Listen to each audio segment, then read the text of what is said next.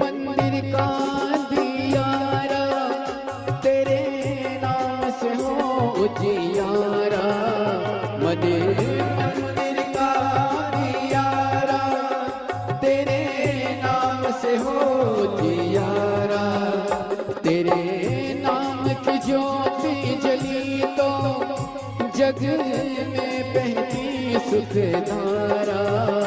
तेरे नाम की ज्योति जली तो जग में बहती सुखधारा। ओ तेरा सुमिरन हर पूजन में, तेरा सुमिरन हर पूजन में। सबको पहले धनदायक जय गणपति वंदन गणनायक। जय गणपति वंदन गणनायक। तेरी छबियत सुंदर सुखदायक। तेरी छबियत सुंदर सुखदायक। जय गणपति वंदन गणनायक। जय गणपति वंदन गणनायक। जय गणपति वंदन गणनायक। बोली गणेश भगवान की जय जय से राधे। सभी भक्तों को हर हर महादेव सदा जय श्री कृष्णा। श्री शिवाय नमस्तोभ्यम। 7 दिवसीय सुंदर श्री शिव महापुराण की अलौकिक दिव्य कथा हम सभी पूज्य गुरुदेव के सानिध्य में श्रवण कर रहे हैं। निश्चित ही यह हम सभी का सौभाग्य है। बाबा भोलेनाथ की कृपा से हम सभी को आस्था चैनल के माध्यम से, यूट्यूब फेसबुक के माध्यम से और मेरठ उत्तर प्रदेश की इस पावन धरा से सुंदर अलौकिक दिव्य कथा श्रवण करने का अवसर प्राप्त हुआ। और निश्चित ही बधाई के पात्र हैं कथा आयोजक, कथा के मुख्य जजमान श्री केदारेश्वर सेवा समिति मेरठ उत्तर प्रदेश से मुख्य जजमान के रूप में श्री संदीप जी गोयल, श्रीमती रश्मि जी गोयल, श्री आशीष जी बंसल, श्रीमती पूनम जी बंसल कथा के मुख्य जजमान का पदभार ग्रहण करा। इस समिति के संरक्षक के रूप में डॉक्टर ब्रजभूषण जयप्रकाश जी अग्रवाल, डॉक्टर राम कुमार जी गुप्ता, श्री अध्यक्ष श्री कृष्ण कुमार जी गुप्ता, महामंत्री आशीष जी बंसल, कोषाध्यक्ष ऋषि जी अग्रवाल, सहयोगी सभी सदस्यगण श्री राजेश जी, सुमित जी, अनिल जी, विपिन जी सिंगल, सुमित जी सिंगल, राहुल जी, आरती जी सिंगल, आशीष प्रताप सिंह जी, पवन जी बंसल, बबीता जी बंसल, ये सभी सही है। अरे कई माताएं कहती, कई बेटियां कहती, अरे गुरुजी उसने ऐसा कह दिया, कई बहुआं कहती उन्होंने ऐसा कह दिया, उसने ऐसा बोल दिया, कई लड़के कहते उसने ऐसा कह दिया, उसने वैसा कह दिया। अरे दूसरे कहते रहेंगे तो क्या अपन अपन जीना छोड़ देंगे? लोग अच्छा बोले बुरा बोले। क्रिकेट देखा है? बोलो तो जम के। क्रिकेट देखा है? फुटबॉल देखिए, हॉकी देखिए, कबड्डी देखिए, खो खो देखिए। मैदान में क्रिकेट हो रहा है, मैदान में फुटबॉल खेली जा रही है, मैदान में हॉकी खेली जा रही है, पूरा ग्राउंड खचाखच भरा है, सब चिल्ला रहे हैं और क्रिकेट वाला अपना बैट अपना बॉल चला रहा है। उसको मालूम है ये चिल्लाते रहेंगे और मुझे अपना कर्म करना है, इसलिए मुझे आगे बढ़ना है। दुनिया चिल्लाती रहेगी, अपशब्द कहती रहेगी, ताने देते रहेंगे, गालियां देते रहेंगे, लोग चिढ़ते रहेंगे, आपस में बीच बीच में कुड़ते रहेंगे, पर अपने को अपना छक्का और चौका लगाते रहना है और आगे बढ़ते रहना। अपन बढ़ो ना। उसने कुछ कह दिया, मुंह फुला के बैठ गया। उसने कुछ बोल दिया। पति आया दुकान से,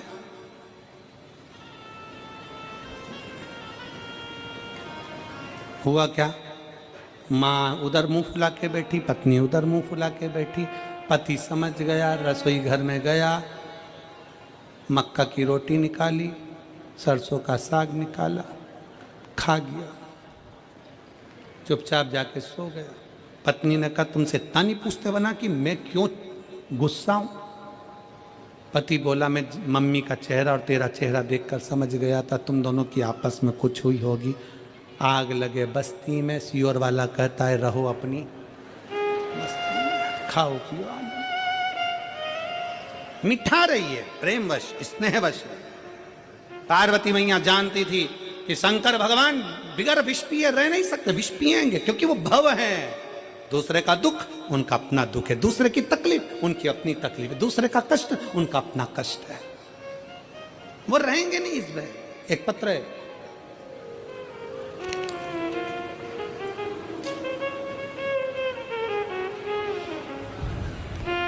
मैं वीना वर्मा, निवासी मेरठ, शारदा रोड। मेरा नाम वीना वर्मा है, कहीं बैठी हो वीना वर्मा जी, निवासी मेरठ, शारदा रोड की रहने वाली हूँ। कहीं बैठी हो? आप ही हैं? बच्ची आई है का साथ में? ले आइए। कहाँ है वो बच्ची? आ जाओ, आ जाओ, ले आओ, आ जाओ बेटा। एक बार हाथ हिला दो बेटी, आप भी वहीं से। श्री शिवाय नमस्तुभ्यं। मैं वीना वर्मा, निवासी मेरठ, शारदा रोड की हूँ। मेरी बेटी मेघा वर्मा 2015 में उसको बुखार आया था, जिसके कारण मेरी बेटी की आवाज़ चली। मेरठ और आसपास के सभी जगह का दिखाया, गले के सभी टेस्ट कराए, सभी रिपोर्ट्स आई, पर आयुर्वेदिक, एलोपैथिक सभी दवाइयाँ 2015 से करती रही, पर बेटी की आवाज़ नहीं आई। मैं थक गई, दवाइयाँ करा करा कर परेशान हो गई। आखिरी में क्या करती? किसी के कहने पर टीवी के माध्यम से आपकी कथा सुनना प्रारंभ करी। आपने जो उपाय बताया वो मैंने सब उपाय किया, और गुरुजी, मेरी बेटी को मैं शंकर के मंदिर ले जाती, शंकर के ऊपर एक लोटा जल चढ़ाती, सोमवार का व्रत कराती, पशुपतिनाथ का व्रत कराती। मुझे नहीं मालूम था कि शिव ऐसे हैं। एक लोटा जल और पंडाल में बैठकर कथा सुनने का क्या इतना फल मिल सकता है? मैं मंदिर में झाड़ू लगाती, पोछा लगाती, बाबा से प्रार्थना करती, और गुरुदेव, बाबा बाबा है, शिव शिव है। जो कहीं नहीं हुआ वो शंकर ने कर दिखाया। 2015 से मेरी बेटी बोलती नहीं थी, और 2024 में बाबा ने मेरी सुन ली, और एक लोटा जल चढ़ाती, रुद्राक्ष का पानी देती, और आज मेरी बेटी पूर्ण तरह से बोलना चालू कर दी। 2024 में मेरी बेटी की वाणी आ गई। मैं शिव को नमन करने के लिए आई। शिव शिव है। आज मेरी बेटी की आवाज अच्छे से आ गई है, और वो बोल रही है, सुनती भी और बोलती भी। मेरे बाबा की ये कृपा है, जिसकी आवाज 2015 में चली गई, आस छोड़ दी गई हो सब तरह से। वीना वर्मा, निवासी मेरठ, शारदा रोड की रहने वाली हूँ। एक लाइन अच्छी लिखी है, आप परम गुनगुनाते हैं। भोले बाबा तेरी नौकरी सबसे बढ़िया है, सबसे खरी। भोले बाबा तेरी नौकरी सबसे बढ़िया है, सबसे खरी। शिव पर आश्रित हो जा, उसके भरोसे, उस पर करा गया विश्वास। इस पत्र में एक बात उन्होंने लिखी, सारी दवाइयां होम्योपैथिक, आयुर्वेदिक, एलोपैथिक सब कर लिया, पर आवाज 2015 से गई, वापिस नहीं है। सब किया, आखिरी में उसके आश्रित हो गए। उसके मंदिर में झाड़ू लगा ली, पोछा लगाना चालू कर दिया, सेवा करी, लोटा भर जल चढ़ाना प्रारंभ करा, शिव की चढ़ी हुई बेलपत्र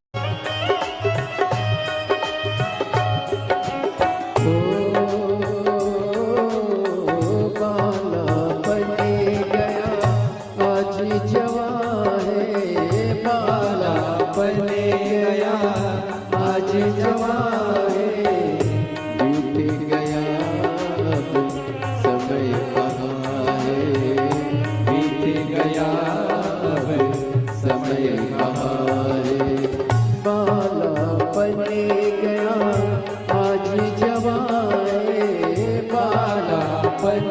गया आज जवान है, बीत गया अब समय कहाँ है, बीत गया अब समय कहाँ है। सोच समझ वक्त गवाना, शिव के सिवा कहीं दिल ना लगाना, शिव के सिवा कहीं दिल ना लगाना। वरना पड़ेगा तुझे, वरना पड़ेगा तुझे आंसू बहाना, शिव के सिवा कहीं दिल ना लगाना, शिव के सिवा कहीं दिल ना लगाना, शिव के सिवा कहीं दिल ना लगाना, शिव के सिवा कहीं दिल ना लगाना। वरना पड़ेगा तुझे आंसू बहाना, वरना पड़ेगा तुझे आंसू बहाना, के सिवा कहीं दिल ना लगाना, शिव के सिवा कहीं दिल ना लगाना, शिव के सिवा कहीं दिल ना लगाना, शिव के सिवा कहीं दिल ना लगाना।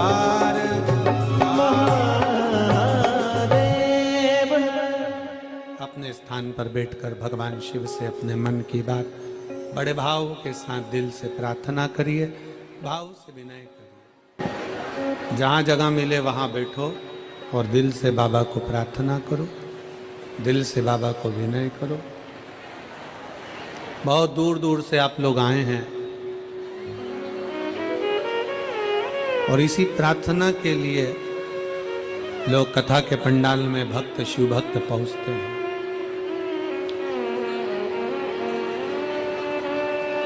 जहां जगह मिले वहां बैठकर भाव से कहिएगा, साथ में बोलना है।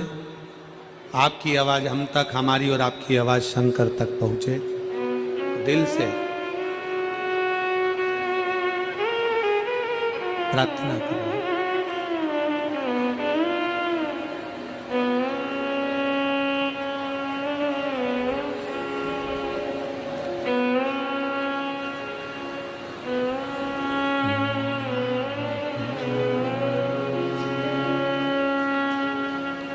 श्री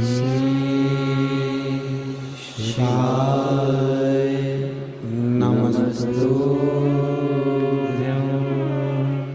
श्री शिवाय नमस्तुभ्यं, श्री शिवाय नमस्तुभ्यं, श्री शिवाय नमस्तुभ्यं, श्री शिवाय नमस्तुभ्यं। भोला सब दुख काटो मारा, ओ भोला सब दुख काटो मारा। शिव शंकर जपू तेरी माला, भोले बाबा जपू तेरी माला। भोला सब दुख काटो मारा, ओ भोला सब दुख काटो मारा। वेश है मंगल मंगलकारी, वेश है मंगल मंगलकारी। शमशान वासी हमारा, शमशान वासी हमारा। ओ भोला सब दुख काटो मारा, ओ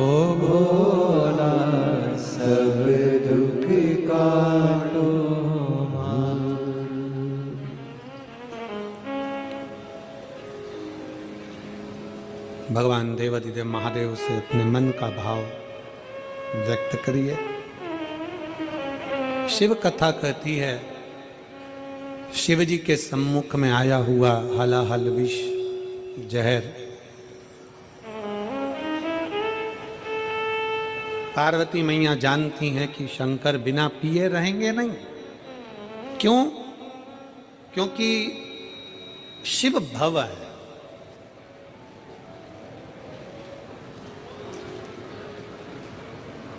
काल अधिपति हैं, कालों का भी पूरा बल अपने हाथ में रखते हैं। वो शंकर हैं जिनके हाथ से काल दूर भी नहीं जाता।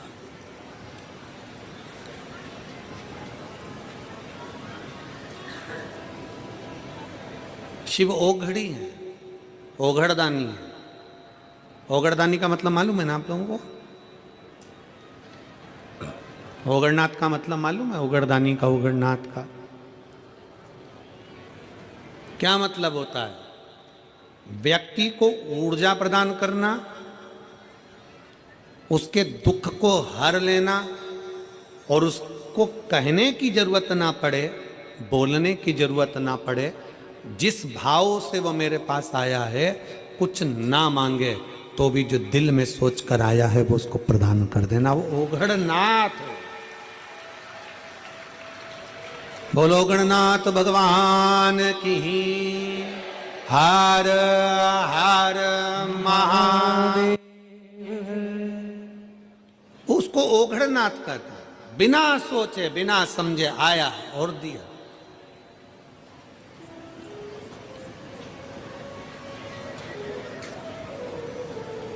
जो मांगा वो उसे प्रदान कर दिया। होता है एक बच्चा अपने पापा से बोला, पापा पापा ओ पापा।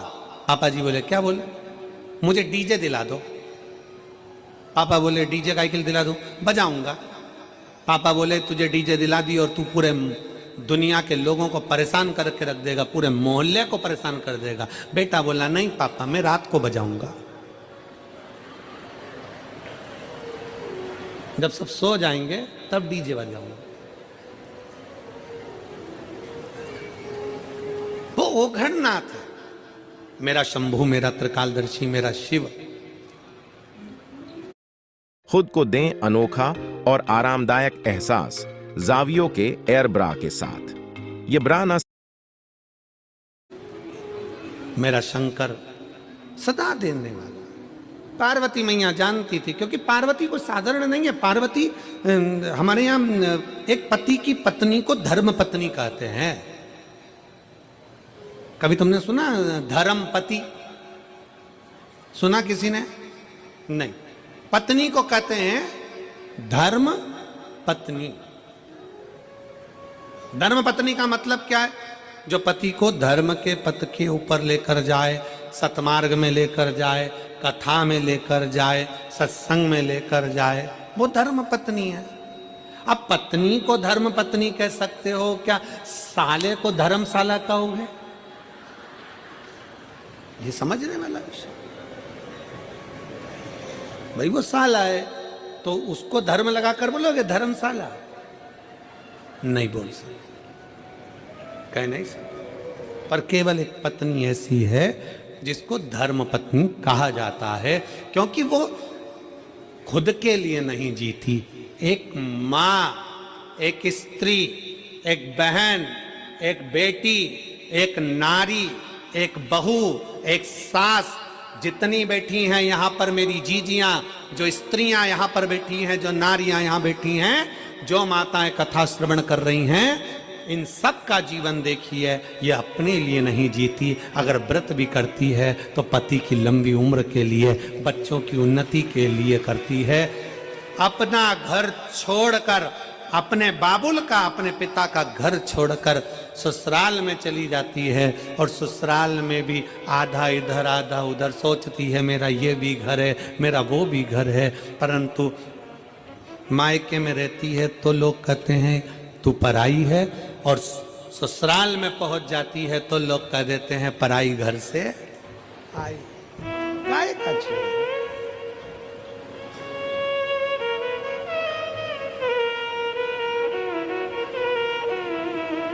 खुद के लिए नहीं जीती, स्वयं के लिए नहीं जीती। वो पूरा जीवन उसने अपने परिवार को दिया है, पूरे परिवार, पूरा जीवन दिया। और परिवार वालों से क्या चाहिए एक स्त्री को, एक नारी को? शंकर भगवान की धर्म पत्नी माता पार्वती जी को शंकर जी से क्या चाहिए था? शिव जी से क्या चाहिए? केवल आदर। क्या चाहिए? सम्मान, आदर। 33 कोटि देवता में कोई देवता ऐसा नहीं जिन्होंने अपनी धर्म पत्नी को इतना आदर दिया हो जितना शंकर भगवान ने पार्वती को दिया है।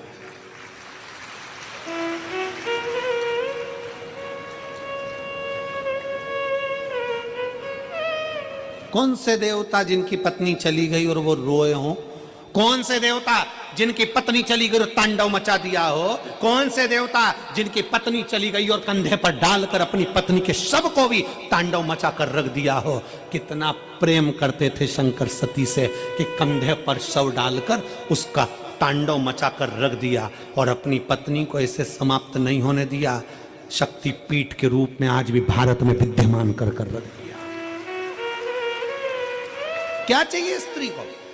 स्त्री तुम्हारे लिए जीती है, काम तुम्हारे लिए करती है, पूरा घर तुम्हारे लिए संभालती है, बच्चों को बड़ा तुम्हारे लिए करती है, परिवार को संजो कर चलती है। एक नारी को चाहिए क्या? केवल एक पुरुष के द्वारा, चाहे पति हो, पिता हो, जेठ हो, देवर हो, बेटा हो, चाहे घर का नाती पंती हो, चाहे जमाई हो, चाहे दामाद हो, एक स्त्री को केवल सम्मान चाहिए, आदर चाहिए, आदर की वाणी चाहिए, सम्मान के शब्द चाहिए, उसे और कुछ नहीं चाहिए। सम्मान। 33 कोटि देवता में देवताओं ने भले अपने पास में अपनी देवियों को बिठाया होगा, अपने पास बिठाया होगा। आप देखिए माता लक्ष्मी भगवान नारायण के पास में है, उनके चरणों में है, ब्रह्माणी जी के पास में है, राम जी के पास में सीता हैं, कृष्ण कन्हैया के पास में राधा जी हैं, सब देवता के पास में सारी देवियां हैं, उनके नजदीक में है। केवल एक शंकर भगवान है जो अपनी पत्नी को अपने पास में नहीं अपने से ऊंचे बिठाते हैं, इसलिए शंकर के मंदिर में पार्वती का स्थान ऊंचा होता है। शिव जी से ऊंचा पार्वती का स्थान है। उज्जैन चले जाओ, महाकाल बाबा जमीन पर विराजमान है और पार्वती मैया ऊंचे स्थान पर। सोमनाथ चले जाओ, माता पार्वती ऊंचे स्थान पर बैठी हैं। आप ओमकारेश्वर चले जाओ, माता पार्वती ऊंचे स्थान पर बैठी हैं। शंकर भगवान के मंदिर में पार्वती मैया का स्थान ऊंचा है क्योंकि शंकर भगवान अपनी पार्वती को ऊंचे स्थान पर रखते हैं, आदर देते हैं, सम्मान देते हैं। और जिस घर में नारी का सम्मान होता है उस घर में कभी बरकत की कमी नहीं होती। इसलिए पार्वती मैया को शंकर भगवान ने सम्मान दिया तो उनके घर में रिद्धि भी आई, उनके घर में सिद्धि भी आई और उनके घर में बुद्धि भी आई। अगर जहां नारी का सम्मान होता है वहां रिद्धि सिद्धि बुद्धि तीनों आती है। आज के जमाने में अगर कोई नारी से पूछा जाए क्या चाहिए, केवल सम्मान। अच्छे से तो बोलो जी, प्रेम से तो बोलो। शादी में जा रहे हैं, गाड़ी लेकर बुड़ करते जा रहे हैं, चले जा रहे हैं, खाना खा के बस निकले ही थे और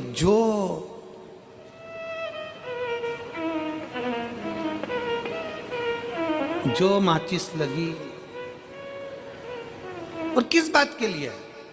थोड़ी सी कोई बात होगी उसके पीछे चिढ़कर जवाब दे दिया। चिढ़कर। किसने? पति ने गुस्से में आकर चिढ़कर। अरे शादी में जा रहे हो, अच्छे से व्यवहार कर जाओ। नहीं जाना है तो बिल्कुल मत जाओ। कहीं घूमने जा रहे हो तो अच्छे व्यवहार से जाओ।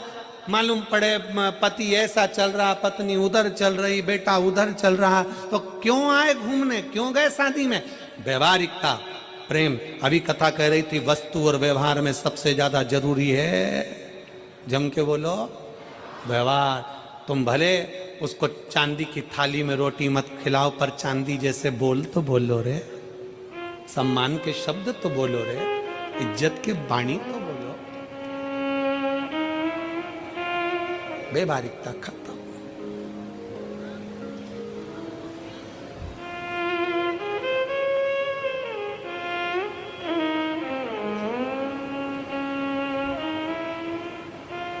कल हमसे कोई पूछ रहा था गुरुजी वो शादी में ठंड का मौसम चल रहा है, दिल्ली में इतनी ठंड पड़ रही है, उत्तराखंड में भयंकर ठंड है, उत्तर प्रदेश में ठंड है, मध्य प्रदेश में ठंड है। शादी में लोग जा रहे हैं, पुरुष लोग तो कोट पहन लेते हैं, टाई पहन लेते हैं, नीचे जूता मोजा पहन लेते हैं, माताएं एकदम ऐसे वस्त्र पहनती, इनको ठंड नहीं लगती, इनको ठंड नहीं लगती। हमने कहा नहीं, लगती तो है, पर शादी में एक दूसरे को देख के इतनी अंदर से जल जाती है ना कि आग अंदर की अंदर भरी रह जाती है। ठंड समार भीतर की अग्नि अंदर की, इनको ठंड नहीं लगती। शिव पुराण कह रही है, अरे भाई क्यों जलना, क्यों ईर्षा रखना, क्या किसको रोइए, चादर तान के सोइए, आग लगे बस्ती में, अपन रहो मस्ती में। कई मेरी जीजियां ऐसी बैठी हैं, कई मेरे बेटाओं ने ऐसे बैठे हैं, कई बेटियां ऐसी बैठी हैं जो नहीं जा सकती थी। उनको भगवान से हापुड़ में जाकर उन्होंने पंडाल में बैठकर भगवान से प्रार्थना करी कि हमारे मेरठ में भी कथा हो जाए। और बाबा ने सुना, 3 महीने में पूरा करता है, 3 महीने के पहले मेरठ में कथा करवा दी। उसकी कृपा,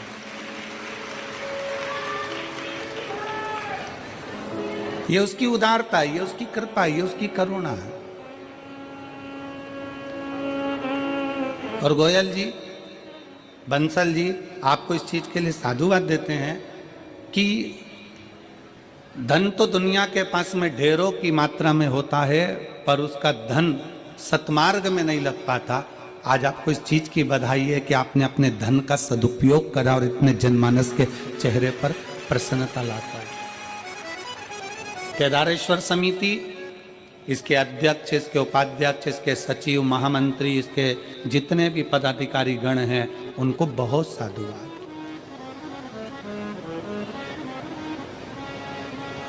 और सबसे ज्यादा साधुवाद मैं गोयल जी और आशीष जी से भी ज्यादा साधुवाद यहाँ के कलेक्टर महोदय को, यहाँ के SP, SSP, IG, commissioner, DM, SDM और यहाँ के पुलिस विभाग को, और यहाँ के चिकित्सा विभाग को, यहाँ के पीडब्ल्यूडी विभाग को, और यहाँ के IG, commissioner, collector, SP, SSP, सबको बहुत बहुत साधुवाद देता हूँ कि इतनी अच्छी तरह से इस कथा को संभाला है। लाखों की भीड़ में इस कथा को जो आप लोगों ने संभाल कर रखा, उसकी साधुता, आपको बहुत बहुत साधुता। लाखों की भीड़, पंडालों में जगह नहीं है और लोग पंडालों के बाहर बैठे हुए हैं पंडाल पर। उस कथा को यहाँ का पुलिस प्रशासन, यहाँ का पूरा एक एक कांस्टेबल हो, पुलिस विभाग हो, यहाँ के collector, SP, SSP, IG, DIG, यहाँ के तहसीलदार आदि जितने भी हैं, सारा प्रशासन मुस्तैदी से संभालो, उसको संभालो। और एक बार आप सबसे निवेदन है, पूरे प्रशासन के लिए, उत्तर प्रदेश मेरठ सरकार के लिए जोरदार ताली बजाकर स्वागत, वंदन, अभिनंदन, जिन्होंने इस कथा को बहुत अच्छे तरीके से समझा, बहुत अच्छे तरह से। और तेरी कृपा बिना ना हिले एक भी अणु, लेते हैं श्वास तेरी कृपा से तनो तनो। बखान क्या करूं मैं राखों के ढेर का, चपटी बबूत में खजाना कुबेर का। हे गंगाधार मुक्ति द्वार ओमकार तू, भोले ओमकार तू। आयो शरण तिहारी शंभु तार तार तू। बखान क्या करूं मैं राखों के ढेर का, चपटी बबूत में खजाना कुबेर का। हे गंगाधार मुक्ति द्वार ओमकार तू, भोले ओमकार पुकार तू, आयो शरण तिहारी शंभु तार तार तू। आप कितनी अवस्था के हैं, आपका क्या चल रहा है? 40 के हैं, 30 के हैं, 25 के हैं, 20 के हैं, 50 के हैं, 60 के हैं, 70 के हैं, 80 के हैं, जो भी आपकी अवस्था चल रही है, जो आपकी अवस्था चल रही है,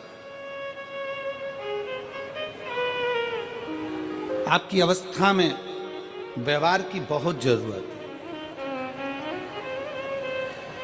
आज के समय में एक बात बहुत अच्छे से धारण कर कर रखना कि घर में सारा सब कुछ है। बोलो री जी जी हाँ सही बात है। तुम्हारे घर में भोजन की कमी तो नहीं है ना? जम के बोलो जरा। नहीं। तुम्हारे घर में कहीं रहने की कमी तो नहीं है ना? नहीं। तुम्हारे घर में पानी पीने की भी कमी तो नहीं है ना? सारा सुख है तुम्हारे घर में, ओढ़ने का, बिछाने का, रहने का, एसी, कूलर, पंखा, सारा सुख अपने घर में है। अच्छे मकान में रह रहे हैं, बाबा की कृपा से अच्छा भोजन कर रहे हैं, सारा सुख है। परिवार भी अच्छा है, पति भी अच्छा है, पत्नी भी अच्छी है, बहू भी अच्छी है, बेटा भी अच्छा है, पोता पोती भी अच्छे हैं, नाती पंती भी अच्छे हैं, सास ससुर भी अच्छे हैं, और मायके में माता पिता सब अच्छे हैं, मेरे भाई मेरे बंधु सब अच्छे हैं, सब अच्छे हैं। बस घर में कोई कमी नहीं है, घर में किसी वस्तु की कमी नहीं है, घर में कोई सामान की कमी नहीं है, पर घरों में एक चीज की कमी हो गई, आपस के व्यवहार की कमी हो गई। हमारा आपस का व्यवहार ठीक नहीं हो पाया।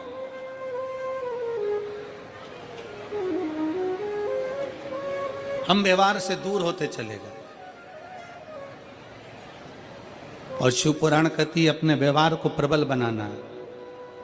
शंकर की कथा देखिए, व्यवहार के बल पर शंकर भगवान के सामने 33 कोटि देवताओं ने मिलकर विष का कटोरा भेज दिया था मेरे शिव जी के सम्मुख में। विष का कटोरा,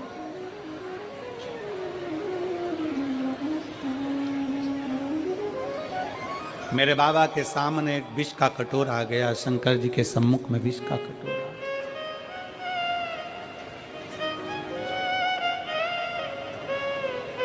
कितना सोचने वाला विषय है, जरा ध्यान दीजिएगा। बहुत सावधानी से कथा सुनिए। जिस कथा के लिए आप लोग आए हैं ना, इस कथा को बड़े दिल से श्रवण करिए। कल एक पत्र था, वो पत्र कोई विमला दीदी हैं, उन्होंने लिखा है कि गुरुजी हम जब कथा सुनने के लिए बैठते हैं तो कहीं किताब बेचने वाले आ जाते हैं, कहीं कुरकुरा बेचने वाले आ जाते हैं, कहीं फूली बेचने वाले आ जाते हैं। गुरुजी हम हरिद्वार से रोज केवल कथा सुनने के लिए रुड़की, कहीं से रुड़की हरिद्वार के पास में है साथ, रुड़की से हम कथा सुनने के लिए रोज आते हैं प्रतिदिन।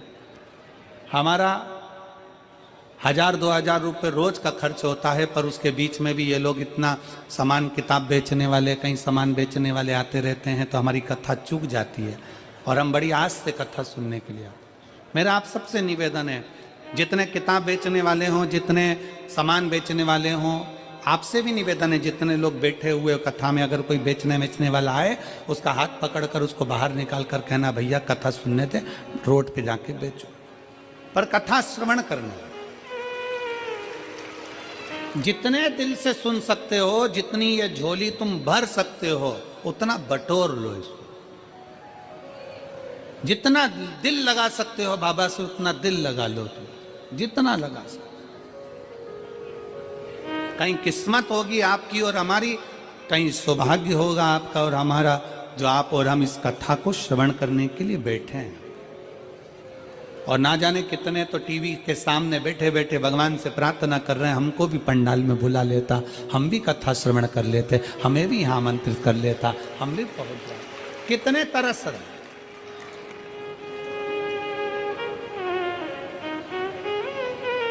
आपके घर में वस्तु की कमी नहीं, व्यवहार की कमी होती जा रही है। और अपना व्यवहार हमें श्रेष्ठ बनाना।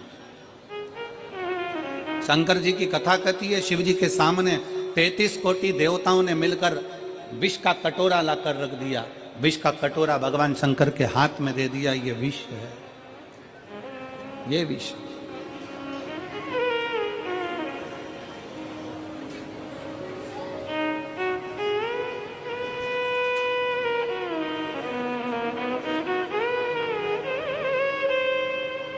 और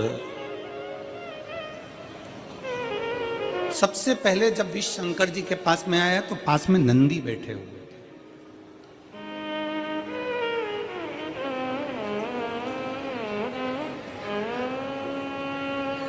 शंकर जी के सम्मुख में नंदी बैठे थे। जैसे ही देवता विष का कटोरा लेकर आए तो नंदी उठकर खड़े हो गए। नंदी उठे, खड़े हुए, और नंदी ने पूछा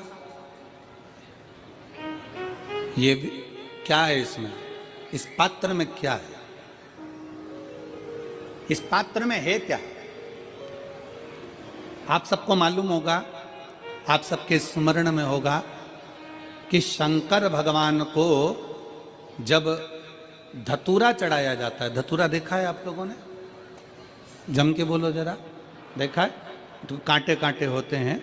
शंकर भगवान को जब भी धतूरा चढ़ाया जाता है, शिव जी को जब भी धतूरा दिया जाता है, तो धतूरा चढ़ाते समय नंदीकेश्वर शिव का नाम लिया जाता है। आप जो भी जप करें, स्मरण करें, वो आपके ऊपर है। आप चावल चढ़ा रहे हैं, वो आपके ऊपर निर्भर है। फूल चढ़ा रहे हैं, वो आपके ऊपर निर्भर है। पर जब हम भगवान शंकर का अभिषेक कर रहे हैं, पूजन कर रहे हैं, शिव मंदिर में जा रहे हैं, आपको कहीं से धतूरा मिल गया, कोई कामना है आपकी, धतूरा भी कई बार कामनाओं से चढ़ाया जाता है। तो धतूरा जब हम चढ़ा रहे हैं, शंकर को समर्पित कर रहे हैं, तो नंदीकेश्वर भगवान का नाम लेकर, नंदीकेश्वर शिव का नाम लेकर चढ़ाए, मतलब नंदी की आज्ञा लेकर कि हम ये धतूरा शंकर भगवान को दे रहे हैं। और हमारा विश्वास कहता है कि नंदी, हमारी जो दुख है, हमारी जो समस्या है, हमारी जो तकलीफ है, जब मैं धतूरा बाबा को चढ़ाऊंगी, नंदी तेरे से आज्ञा लेकर चढ़ा रही हूं, जिससे ये धतूरा मैं जब शंकर को चढ़ाऊंगी तो नंदी मेरे दुख को मिटाने के लिए तो भोले बाबा को अपनी पीठ पर बिठाकर मेरे दरवाजे तक लेकर आएगा, इसलिए तेरी साक्षी में चढ़ा रही हूं। ये धतूरा मैं तेरी साक्षी में चढ़ा रही हूं, ये धतूरा मैं तेरी साक्षी में दे रही हूं।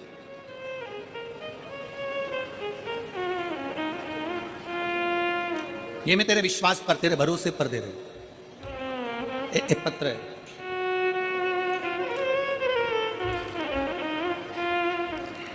मैं रीतु त्रिवेदी,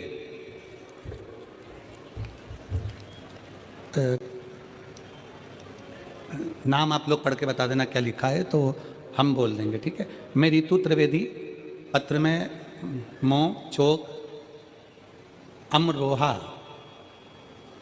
क्या लिखा है? अमरोहा, अमरोहा यही है क्या आसपास में? अच्छा, अमरोहा निवासी। फ़ोन नंबर मेरा ये है, कहीं बैठी हो तो हाथ हिला सकती हैं। बाबा की महिमा का मैं क्या गुणगान करूं।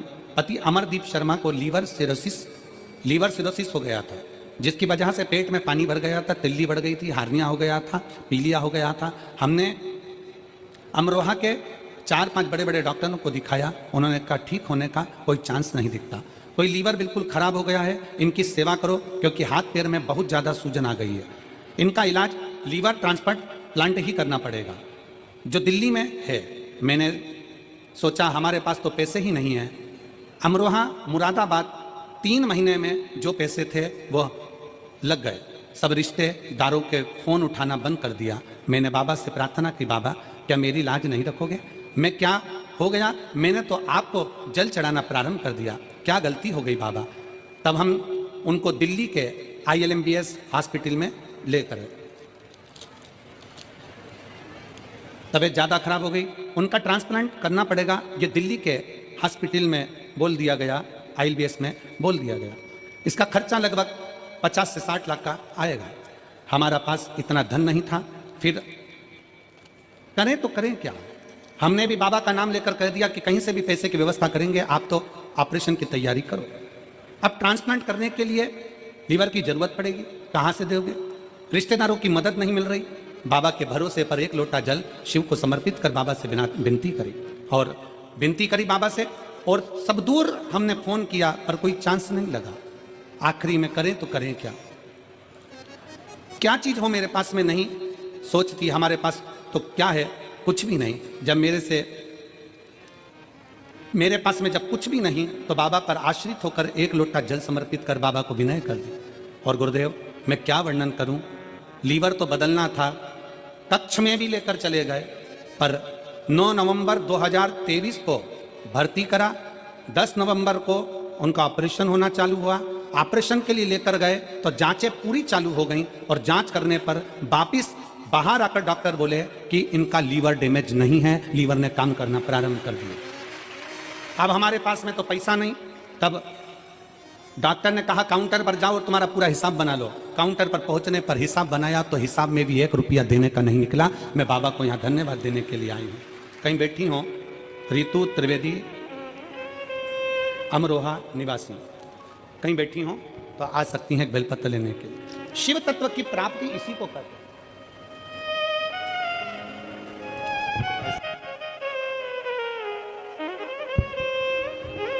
शिव तत्व की प्राप्ति इसी को कहते हैं। भगवान शंकर की उदारता इसी को कहते हैं। शिव जी के पास में, भगवान शंकर के पास में विष का कटोरा पहुंचा। विष का कटोरा, और जब भोलेनाथ जी के पास में विष का कटोरा आया, शंकर भगवान के पास में जब विष का कटोरा पहुंचा तो सबसे पहले नंदी ने पूछा।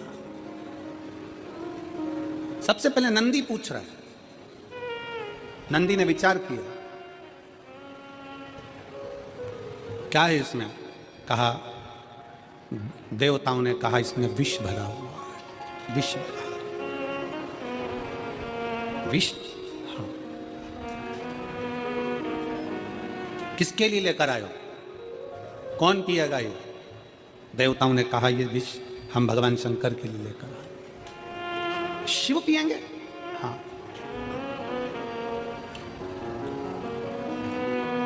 नंदी की आंख में से आंसू बहने लगे। जैसे ही आंख में से आंसू बहे वहीं पर भृंगी खड़ा था और भृंगी ने पूछा कि ये आज नंदी तुम रो रहे हो, तुम्हारी आंख में आंसू भरे हुए? नंदी किस लिए? नंदी कहते हैं आज भोले बाबा के लिए।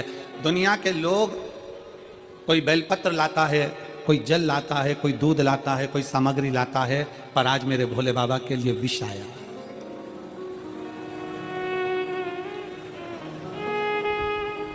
आज मेरे शंकर के लिए विष आया। भृंगी ने मुस्कुराते हुए कहा, नंदी किस बात के लिए रोना? वो शिव है, देव अधिदेव महादेव है। अमृत पिए वो देव कहलाता है और जो विष पीता वो महादेव कहलाता है। घर का जो बड़ा होता है, घर का जो बुजुर्ग होता है, घर का जो बड़ा होता है, घर का जो बयो होता है, उसको बहुत जहर पीना पड़ता है, बहुत विष के घुट निगलना पड़ते हैं, बहुत पीना पड़ता है।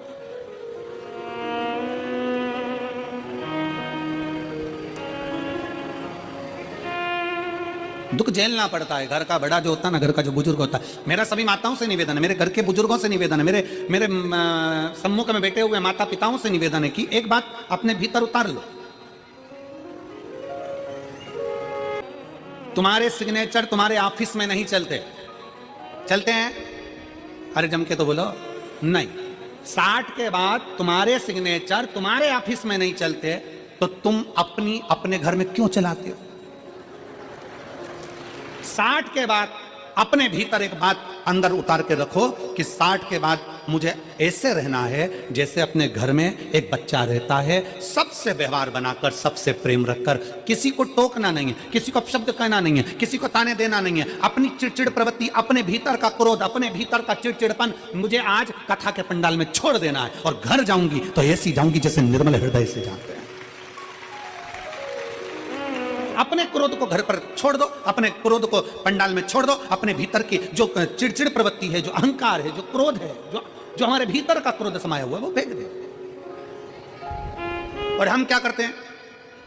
हम ये विचार में रहते हैं, बहू को कुछ नहीं आता, बेटों को कुछ नहीं आता, बेटी को कुछ नहीं आता, दामाद को कुछ नहीं आता, छोटे भाई को कुछ नहीं आता, छोटी दुल्हन को कुछ नहीं आता, इसको कुछ नहीं आता, उसको कुछ नहीं आता, बस केवल अपने को। ना 60 की अवस्था के बाद में ये विचार करना है कि हमको थोड़ा सा संभाल कर अपनी जिंदगी को जीना है, खूब अच्छे से रहो, एक से बढ़कर एक साड़ी पहनो, एक से बढ़कर एक सूट पहनो। 60 60 के बाद में तुम खूब अच्छे कपड़े पहनो, मना नहीं करेंगे, खूब अच्छे अच्छे जेवर पहनो, आभूषण पहनो, रतन मानिक मोती पहनो, अच्छा अच्छा खाओ पियो, एंजॉय करो, पर इतना याद रखो कि 60 की अवस्था के बाद में अपनी वाणी पर थोड़ा सा संयम रखो, अपने व्यवहार को प्रबल बनाओ, अपनी वाणी को प्रबल बनाओ, मिठासता से परिपूर्ण बनाओ, मिठासता से।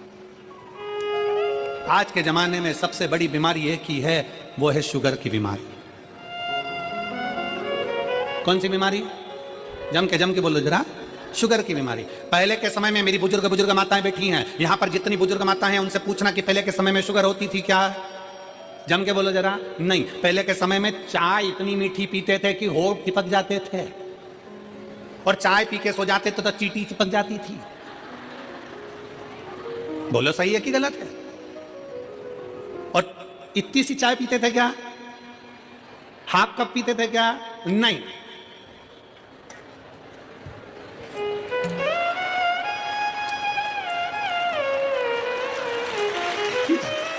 इतनी सी चाय से क्या होगा? तुम सोचो जरा, विचार करो कि इतनी सी चाय पीते थे। नहीं, दूध पिए इतना गिलास भर के, लोटा भरकर, मक्खन खाए ढेर सारा, खूब मीठा मीठा लड्डू पेड़ा, भोजन करे तो मीठा होना जरूरी है, उठे तो मीठा होना जरूरी है, चाय ढेर सारी लोटा भर के पीना, सुबह दोपहर शाम 3 4, और कहीं पे भी चले जाए फिर चाय आन दो, फिर मीठा आन दो, तो ये तो अपने चलता रहता। तो शुगर की बीमारी थी क्या? नहीं। क्यों नहीं थी? क्योंकि पहले शुगर की बीमारी इसलिए नहीं थी कि लोग मीठा खाते थे तो मीठा बोलते थे। आज के जमाने में लोग मीठा खा तो रहे हैं पर बोल नहीं पा रहे, तो वो शुगर जो है ना वो ब्लड में चली जा रही है, इसके कारण ब्लड में शुगर की बीमारी हो रही है। इसका लेवल बराबर करना है तो मीठा खाओ और मीठा बोलो। मीठा बोलोगे तो शुगर का लेवल बराबर चलता रहेगा, ना हाई ना कम ना लो ना हाई। शुगर के लेवल को बराबर रखना है तो मीठा खाओ, मना नहीं है, पर जीवान से मीठा निकालते रहो, इतना मीठा निकालो। फिर वही वाली बात आ गई, प्रेम से बोल सब मिलबो, मैं नहीं सुनिया पहाड़ों वाली माँ वैष्णव रानी, वो जग कल्याणी। तो अब यही मिठास अपने परिवार में भी हमको देना है, बहुत मीठा बोलकर, इतना मीठा बोलकर, जब बोलो तुम्हारे मुख से ऐसा लगना चाहिए कि मिठास जो तुमने खाई है खीर, जो तुमने खाया तिल्ली का लड्डू, जो तुमने खाया है मैसूर पाक, जो तुमने खाया है काजू कतली, वो तुम्हारी जिह्वा से झलकना चाहिए कि मैंने इतना मीठा बोला। मिठास बोलो तो सही, एक बार प्रेम से बोलकर देखना, ए जी, और पक्का इतना प्रेम से बोलोगी तो वो खसक लो जी, वरना 500 गया जी। मिठास परिपूर्ण होना चाहिए, मिठास परिपूर्ण।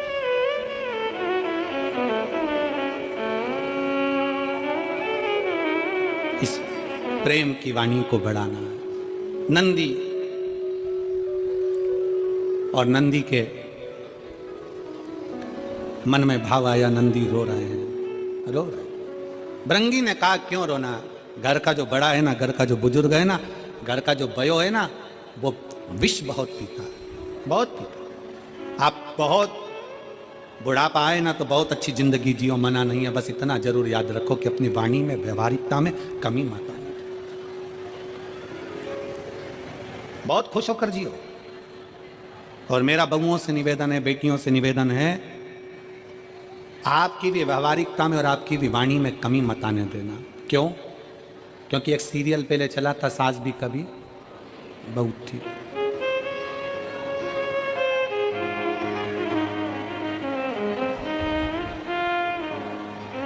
उसका एक लाइन बड़ी सुंदर थी, आप लोगों ने श्रवण करी होगी। उस सीरियल की एक लाइन हमेशा गुनगुनाने में आती थी, आप लोगों ने स्मरण करा होगा।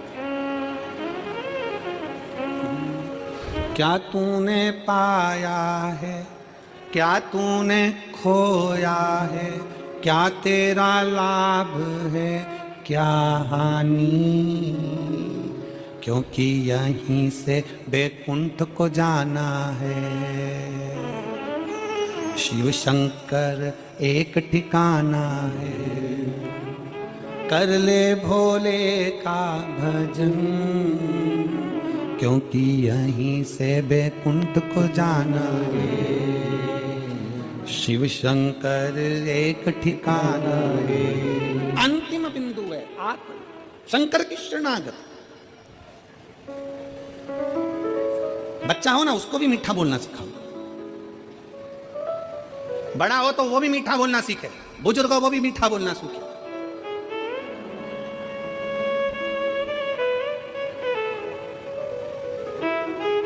जितना प्रेमवश बोल सकते हो उतना प्रेमवश बोलिए। शिव कथा कर रही है, सम्मुख में विष का कटोरा देवता लेकर खड़े हैं। विष पिलाने के लिए देवता जो विष पिलाने आए हैं तो शंकर भगवान का गुणगान कर रहे हैं, शिव की स्तुति कर रहे हैं, गुणगान कर रहे हैं।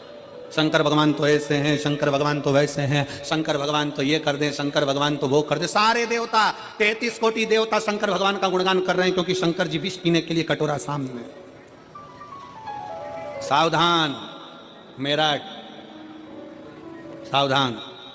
जब किसी को आपसे काम निकालना है तो वह आपका बहुत गुणगान करेगा, बहुत।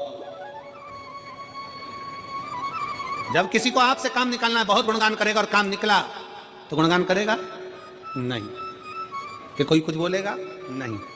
इसलिए सावधान रहें, सावधान।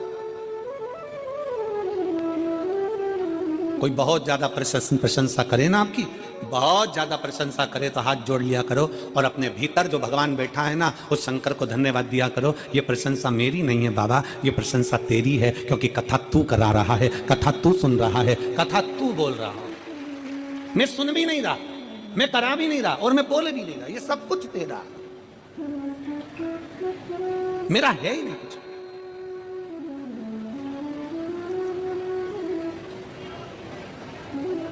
शिव जी की प्रशंसा हो रही थी, बहुत प्रशंसा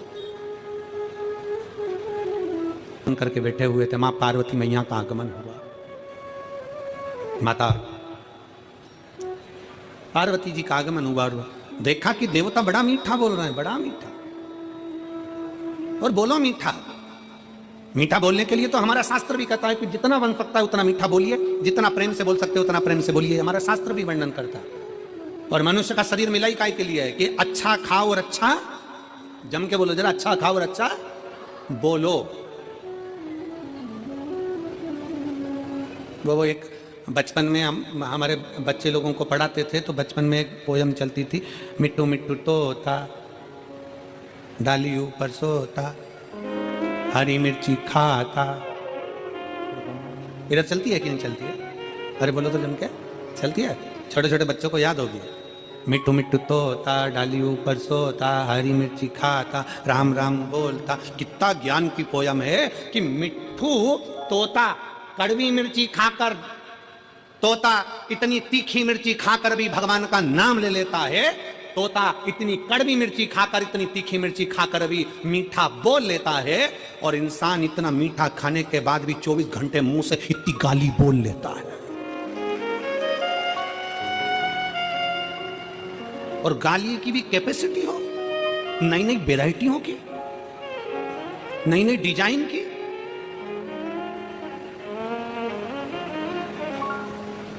कितना सुंदर है। एक पक्षी भी हमको सीख दे रहा है कि पक्षी अगर कड़वी चीज खा रहा है, पक्षी अगर तीखी चीज खा रहा है तो भी मीठा बोल रहा है। तो ये तो हम मनुष्य हैं, हम मानव में वो विद्वत्ता होना चाहिए, हम मनुष्य में वो विद्वत्ता होना चाहिए, हम मानव में वो प्रेम और वो विद्वत्ता प्रबल होना चाहिए कि हम कितना मीठा बोले, हमारी मिठास क्या हो, हमारे शब्दों की वाणी का प्रभाव क्या हो। हम मीठी वाणी कैसे बोल सकते हैं, हमारे भीतर के शब्द कैसे होना चाहिए। अपनी शब्दों की मिठासता का स्मरण रखें। शंकर भगवान के सम्मुख में एक कटोरा विष का आ गया, विष का कटोरा। शिव जी के सम्मुख में एक विष का कटोरा आया और शंकर भगवान की साक्षी में जब विष का कटोरा आया, सम्मुख में जब विष का कटोरा पहुंचा, शंकर भगवान प्रसन्न थे, पर मां जगत जननी जगदम्बा दुर्गा भवानी की आंखों में जल था। मां जगत जननी के नेत्रों में जल भरा हुआ था, मां जगदम्बा के नेत्रों में जल भरा हुआ था, मां की आंखों में जल था। और माता की आंख में जब जल भरा हुआ था, नेत्रों में जब जल भरा हुआ था, फिर पूछा नंदी ने, मां, नंदी पूछ रहा, ए मां, आप आंसुड़ा क्यों ढलका रही हो मां? आपके नेत्रों में जल क्यों है? किस लिए? आप क्यों रो रही हो मां? पार्वती जी कहती हैं कि शंकर भोले हैं। मैं अपने पति को जानती हूं, उनका एक नाम भव है, भव। शिव जी का एक नाम भव है, और भव का मतलब है कि दुनिया में किसी को दुखी नहीं देख सकते वो। अगर आप तकलीफ में हो और शंकर को पुकार रहे हो, शंकर को एक लोटा जल चढ़ा रहे हो, तो शंकर भगवान को आना ही पड़ेगा, कोई उनको रोक नहीं सकता। शिव आते ही हैं। एक पत्र है,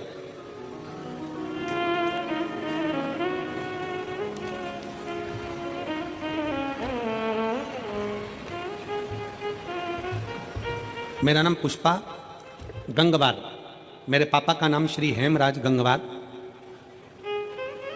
तथा मेरी माँ का नाम श्रीमती नत्थो देवी है। कहीं बैठी हो तो हाथ हिला सकती हैं। अगर कहीं बैठे हो, आप ही हैं, ऐसा हाथ हिला दो एक बार।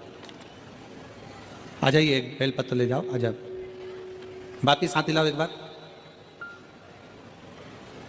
पुष्पा गंगवार, हाँ हाथ हिलाओ एक बार। ठीक है, दिख गए, दिख गए, दिख गए। आ जाइए, एक बेलपत्र ले जाओ। मैं पुष्पा गंगवार, मेरे पापा का नाम श्री हेमराज गंगवार, मेरी माँ का नाम श्रीमती नत्थो देवी। गुरुदेव, मेरे पापा जी को ब्लड कैंसर था, जिसकी वजह से मेरा पूरा परिवार परेशान था। पत्र को आप लोग एलईडी पर पढ़ सकते हैं। मेरा पूरा परिवार परेशान था उसी समय। गुरुदेव, मैं और मेरी पति आस्था चैनल पर शिव महापुराण की कथा आपकी सुनते थे, तो मुझे लगा कि मैं अपनी मम्मी से शिव पुराण सुनने के लिए कहूंगी। लेकिन उसी समय कुछ दिनों बाद मैं अपनी माँ को लेकर काशी को गई और वहां पर बाबा के दर्शन किए और वहां पर बाबा से विनती करी। आपकी कथा में मैंने धन्वंतरी कुएं का वर्णन सुना था, तो वो धन्वंतरी कुएं का मैं जल भी लेकर आया। और धन्वंतरी कुएं का वर्णन मैंने आपकी कथा में सुना, तो वहां लेकर गई, धन्वंतरी कुएं का जल भी लेकर आई और वो मैंने अपने पिताजी को दिया। प्रतिदिन भगवान शंकर का नाम लेकर श्री शिवाय नमस्तुभ्यम बोलकर भगवान शंकर का जल अपने पिता को देने लगे। गुरुदेव, 1 महीना के बाद मेरी माँ सीहोर पहुंची और रुद्राक्ष लेकर आई और उसका जल पिताजी को लगातार 2 महीने पिलाया। फिर बाद में डॉक्टर के यहाँ लेकर गई तो डॉक्टर ने उन्हें अब बिल्कुल सही बताया है। आज मेरे पिताजी गुरुदेव बाबा की कृपा से पूर्ण रूप से ठीक हो चुके हैं। आज उनकी एक भी दवा नहीं चल रही है। ये शिव की उदाहरण। शिव महापुराण की कथा कहती है, भगवान शंकर का चरित्र कहता है, शिव तत्व कहता है कि आपका विश्वास। शंकर भगवान के मंदिर में आप जा रहे हैं, शिव को एक लोटा जल चढ़ा रहे हैं, शंकर की स्तुति कर रहे हैं, श्री शिवाय नमस्तुभ्यम बोल रहे हैं, शंकर का पंचाक्षर मंत्र नमः शिवाय बोल रहे हैं, शंकर का षडाक्षर मंत्र ओम नमः शिवाय बोल रहे हैं, त्र्यंबक मंत्र का जाप कर रहे हैं, राम नाम, कृष्ण नाम, शिव नाम, भवानी नाम, जो तुम जप रहे हो उसमें तुम्हारा विश्वास मूल होना चाहिए। पार्वती जी को चिंता इस बात की लग गई, नैनों में जल भरकर। नंदी कह रहे हैं, मां शंकर भगवान को रोकना। ए मां, शिव जी को रोको, वो विष ना पिए। शिव जी को रोका जाए कि वो विष ना पिए। पार्वती जी कहती हैं, मैं जानती हूं मेरे प्रभु का नाम भव है, और भव साधारण नहीं, सबको सुखी देखने वाले, सबका दर्द खुद लेने वाले, सबका दुख स्वयं अपने ऊपर लेने वाले, सबकी तकलीफ, सबके रोग, सबकी बीमारी अपने ऊपर ले लेते हैं और उसको भव से तार देते हैं। ऐसे मेरे महादेव हैं। मैं जानती हूं, मैं जानती हूं, मैं पहचानती हूं, मैं इसका स्मरण जानती हूं कि वो साधारण नहीं हो सकते। ये मैं जानती हूं कि शिव मानेंगे नहीं और देवताओं के हित के लिए वो विष पी जाएंगे, विष का पान करेंगे।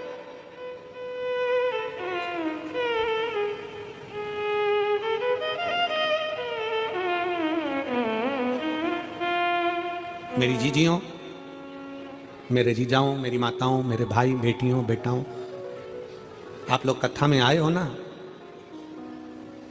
कितना किसका दुख है, किसकी कितनी तकलीफ है, आप खुद जानते हो। हमें मालूम नहीं है। हम कोई अंतर्यामी मंतर्यामी नहीं है, और ना तुम्हारा हम भूत जानते हैं, ना तुम्हारा हम वर्तमान जानते हैं, और ना हम तुम्हारा भविष्य जानते हैं। हमें हमारा ही नहीं मालूम तो हम तुम्हारा क्या खाक बताएं। हमें हमारा ही नहीं मालूम तो हम तुम्हारा क्या बताएंगे। ना हम तुम्हारा वर्तमान बताएंगे, ना हम तुम्हारा भविष्य बताएंगे, ना हम तुम्हारा भूत बताएंगे, क्योंकि ये 3 काल है, भूत, वर्तमान और भविष्य, और 3 काल का अधिपति मेरा शंकर है, इसलिए उसको महाकाल कहते हैं। इस 3 काल का अधिपति मेरा शंकर है, इसलिए त्रिकालदर्शी, 3 काल का दर्शी, 3 काल को जानने वाला, उसको महाकाल कहते हैं।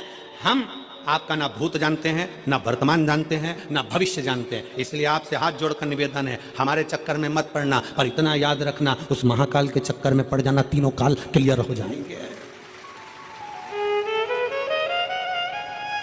वर्तमान को श्रेष्ठ बना सकता है मेरा महाकाल राजा, आपके भविष्य को सुधार सकता है मेरा महाकाल राजा, और आपके जीवन में खुशियां ला सकता है। त्रिकालदर्शी, तीन काल का दर्शी, तीन काल को देखने वाला, तीनों काल को साधने वाला, तीनों कालों के संयमित रखने वाला केवल एक है, और वो कालाधिपति वो शंकर, वो उघड़दानी, वो त्रिकालदर्शी, वो कैलाशी, वो अविनाशी, वो शिव है, वो शंकर। आजा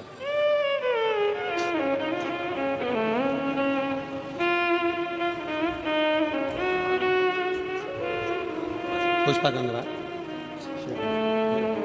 ये आपके पिताजी लो मां।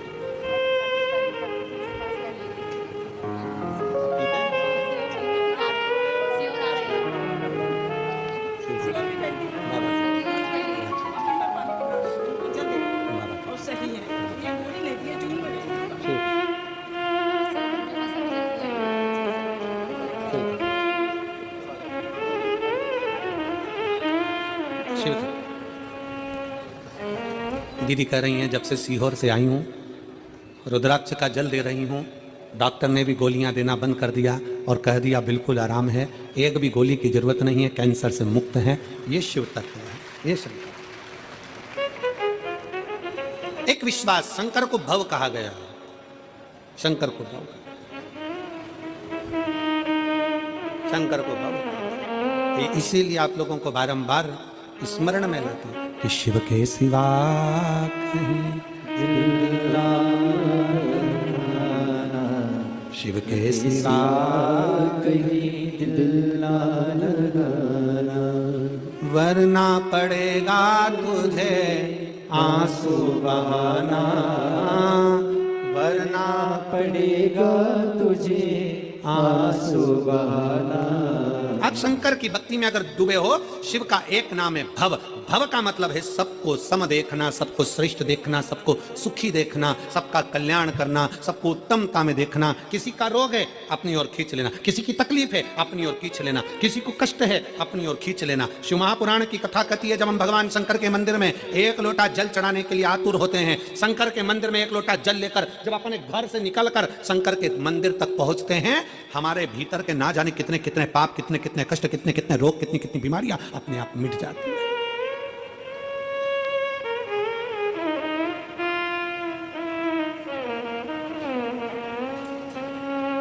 कितना सुंदर एक प्रसंग आता है,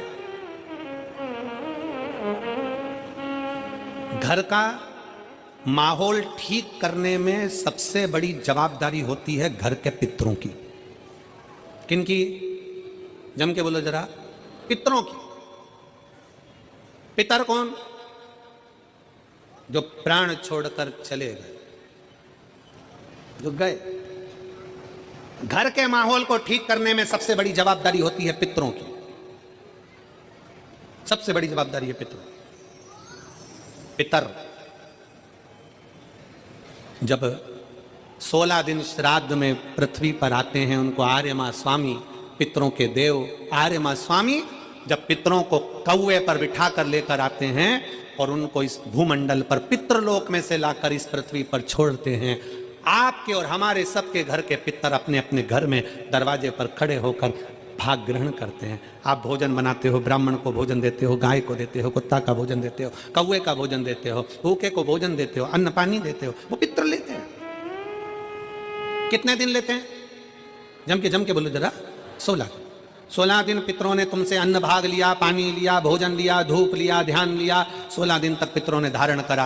पितर 16वें दिन यहां से जाने लगते हैं। जब पितर जाते हैं उस समय पर जाते हुए पितरों के सामने आर्यमा स्वामी खड़े होते हैं, पितरों के देवता, और कहते हैं पितरों, तुम्हें 16 दिन तुमने इनके घर का भाग ग्रहण करा है, 16 दिन तक तुमने इनके घर का खाया है, तो तुम इनको वर्ष भर सुखी रहने का वर देकर जाइए,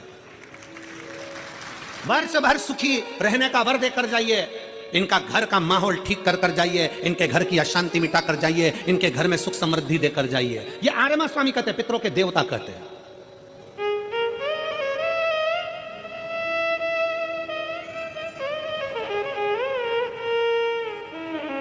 तब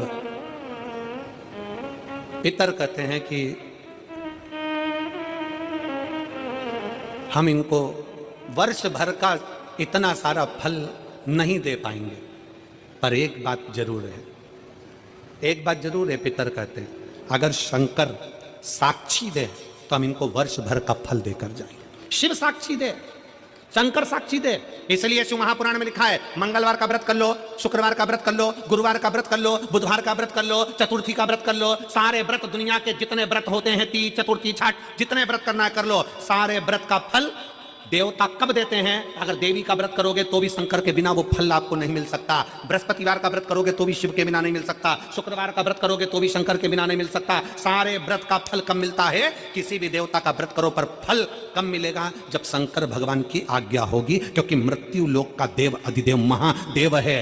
ब्रह्मा जी ब्रह्मलोक में, भगवान विष्णु वैकुंठ लोक में, इंद्र इंद्रलोक में, गरुण गरुण लोक में, वरुण वरुण लोक में, मृत्यु लोक का देव है देव अधिदेव महादेव। अगर किसी देवता का भी व्रत करोगे फल पहले शंकर जी से पूछा जाएगा, तब दिया जाएगा। शिव की आज्ञा बिना कोई फल भी नहीं मिलता। पितरों ने कहा अगर शंकर हाजिरी दे, शंकर अगर कहें तो हम दे दें। आर्यमा स्वामी पितरों को लेकर शिव जी के पास पहुंच गए। पूरा पितर लोक खाली पड़ा हुआ था, पूरा पितर लोक खाली। बाबा के धाम कैलाश में पितर खड़े हुए, हाथ जोड़कर विनय कर रहे हैं। शिव जी ने पूछा आर्यमा स्वामी से, आर्यमा आज सारे के सारे पितरों को लेकर तुम यहां आए हो, क्या बात है, क्यों आए हो? आर्यमा का कहना है बाबा पितर अपने अपने घर के माहौल को सुधारना चाहते हैं, शांति देना चाहते हैं, लक्ष्मी देना चाहते हैं, समृद्धि देना चाहते हैं, वैभव देना चाहते हैं, वंश की वृद्धि करना चाहते हैं, पर आपके बिना यह संभव नहीं हो सकता। पितर क्या चाहते हैं? बाबा अगर हमारे पूर्वज, पितर कहते हैं अगर हमारे घर के लोग, परिवार के लोग अगर आपके शिवलिंग के ऊपर एक लोटा जल अगर चढ़ाएं तो उस जल का एक अंश हम पितरों को मिले, और जब हम पितरों को मिले तो उस दिन हम हमारे वंश के लोगों का घर का कल्याण कर देवे, बस इतना वर चाहे। शिव महापुराण की कथा कहती है शंकर भगवान को जब घर में से एक लोटा जल लेकर निकलते हो ना, जब शिव को एक लोटा जल चढ़ाते हो ना, उसका एक अंश पितरों को मिलता है। और जब घर में पितरों को अंश, एक लोटे जल में से थोड़ा सा अंश पितरों को भगवान शंकर देते हैं, तो घर के पितर तुम्हारे को वर प्रदान करते हैं, तुम्हारे घर में शांति का अनुभव होता है और वैभव और सुख और वंश की वृद्धि होती है। शिव के करीब में पितर भी विराजमान। कई लोग मंदिर के अंदर, एक पत्र है, उस पत्र में बहन जी ने एक प्रश्न किया,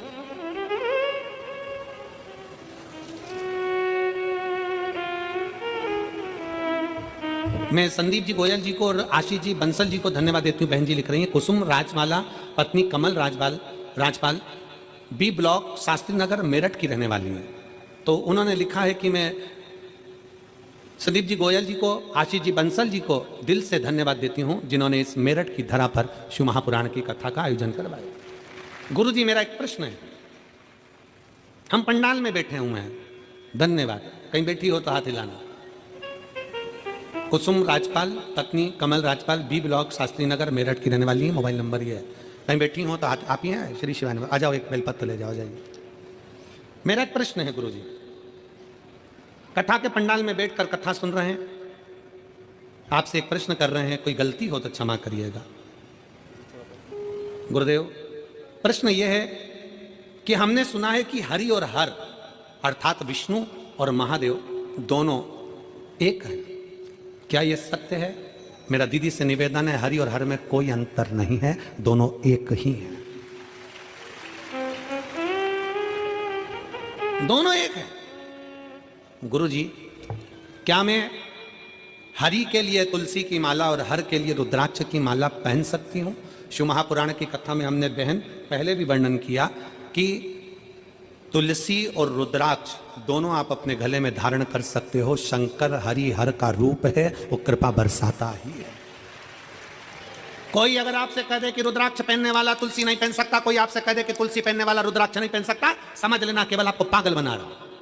हमारा शास्त्र कहता है हमारा शास्त्र वर्णन करता है। अगर शास्त्र का अध्ययन करें, शिव महापुराण पढ़े, स्कंद पुराण पढ़े, लिंग पुराण पढ़े, नर्मदा पुराण पढ़े, कुर्म पुराण पढ़े, विष्णु पुराण पढ़े, अग्नि पुराण पढ़े, पद्म पुराण पढ़े, ब्रह्म वैवर्त पुराण पढ़े, नारद पुराण पढ़े, देवी भागवत पढ़े, एक एक पुराण में आपको उसका वर्णन मिलेगा कि हम भगवान की नारायण की तुलसी भी अपने गले में धारण कर सकते हैं और भगवान शंकर का रुद्राक्ष भी हम अपने गले में धारण कर सकते हैं। दोनों कृतार्थ कर देते हैं, दोनों डबल इंजन की सरकार।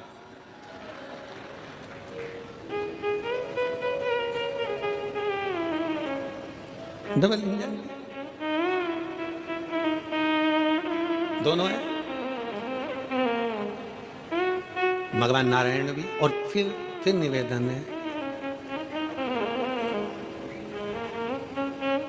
राम भी हमारे हैं, श्याम भी हमारे हैं, और काशी में रहने वाले भोलेनाथ भी हमारे हैं।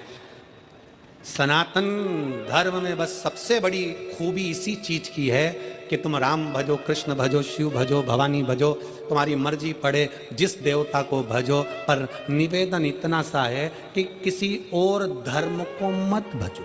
कहीं इधर उधर कहीं जाकर ना हमें अपमान करना है, किसी धर्म का हमें अपमान भी नहीं करना, किसी धर्म के हम लिए अपशब्द भी नहीं करना है। हमारे धर्म का, हमारे सनातन के, हमारे देवताओं का आदर करो। घर की रोटी खाओ, जूठन खाने के लिए काय को कहीं पर जाओ, अपना घर का भोजन करो। अपने सनातन धर्म में 33 कोटि देवता हैं। कितने? जम के बोलो जरा। 33 कोटि देवता हैं। बफेट लगा हुआ है, बफेट। जो तुम्हारी रुचि का हो उसको ग्रहण कर लो,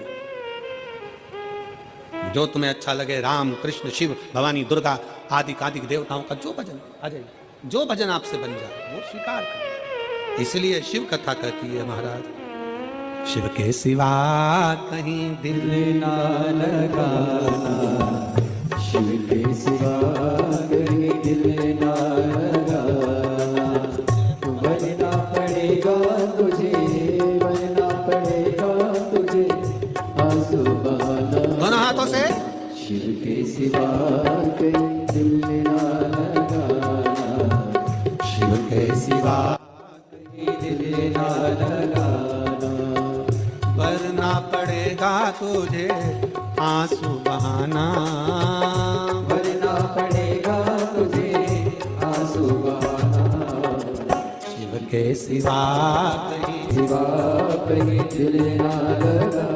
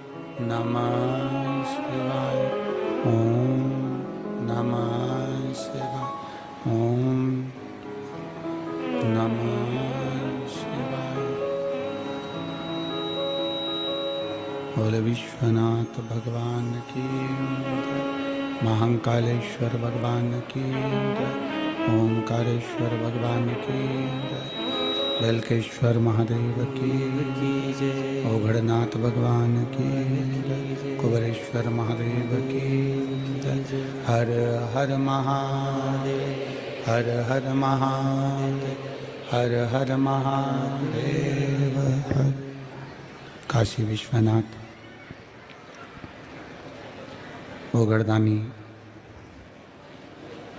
त्रिकालदर्शी कैलाशी अविनाशी भगवान शिव, जिनकी पुनीत पावन शिव महापुराण की कथा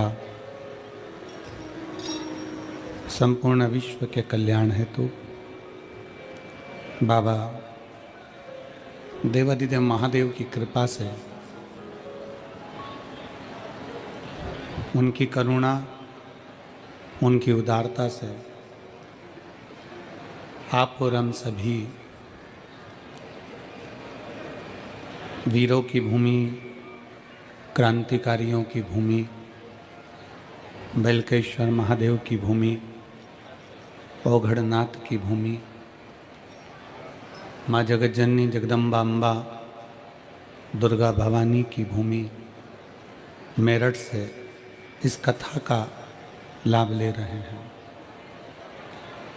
आज कथा का चतुर्थ दिवस है। कथा मंडप में विराजमान सभी संत, साधु, गुरुजन, तपस्वी जन, साधक, उपासक, ब्राह्मण जन एवं कथा के मुख्य आयोजक श्री केदारेश्वर सेवा समिति मेरठ, मुख्य यजमान श्री संदीप गोयल जी, श्रीमती रश्मि गोयल जी, श्री आशीष बंसल जी, श्रीमती पूनम बंसल जी, संरक्षक डॉक्टर ब्रजभूषण जयप्रकाश अग्रवाल जी, डॉक्टर राम कुमार जी गुप्ता, अध्यक्ष कृष्ण कुमार जी गुप्ता, महामंत्री आशीष बंसल जी, ऋषि अग्रवाल जी, राजेश जी, सुमित जी, अनिल जी, विपिन सिंघल जी, सुमित सिंघल जी, राहुल जी, अर्ची जी सिंहल जी, अर्चिन जी सिंहल जी, आशीष प्रताप सिंह जी, पवन बंसल, बबीता बंसल जी। एक बार सभी यजमान परिवार के लिए जोरदार ताली बजाकर स्वागत, वंदन, अभिनंदन। जिन्होंने इस पवित्र पावन शिव महापुराण की कथा का दिव्य और भव्य आयोजन कराकर आप और हमको कृतार्थ किया है। चतुर्थ दिवस की कथा है।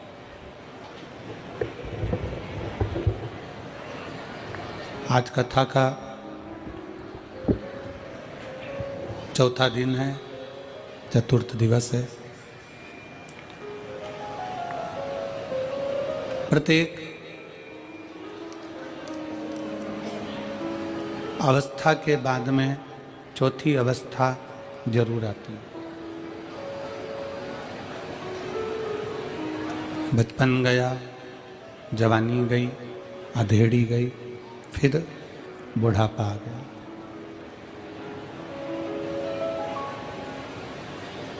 ऐसा कोई संसार में जन्मा नहीं है जिसका बचपन जाते जाने के बाद में फिर जवानी और जवानी के बाद अधेड़ी और अधेड़ी के बाद बुढ़ापा नहीं आया।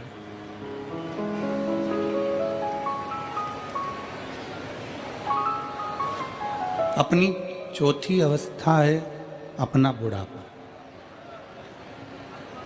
और शिव महापुराण की कथा कहती है बचपन गया जाने दो, जवानी गई जाने दो, अधेड़ी गई जाने दो, पर अपना बुढ़ापा मत बिगड़ने दो।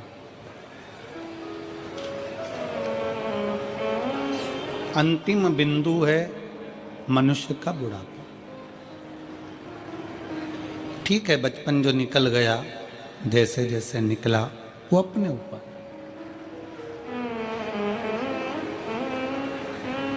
खेलते खेलते निकल गया, विद्या अध्ययन करते निकल गया, मित्र दोस्तों के साथ निकल गया, वो एक अलग विषय है। जवानी आ गई, इतने भोग और विलास में डूब गए कि हम कहाँ हमारा बचपन गया और आगे क्या होना है उसका स्मरण नहीं हो पाया।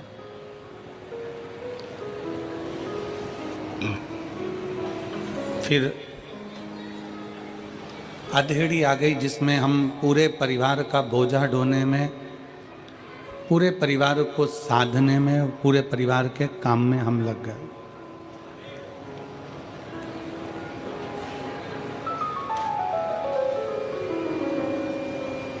एक मनुष्य, मानव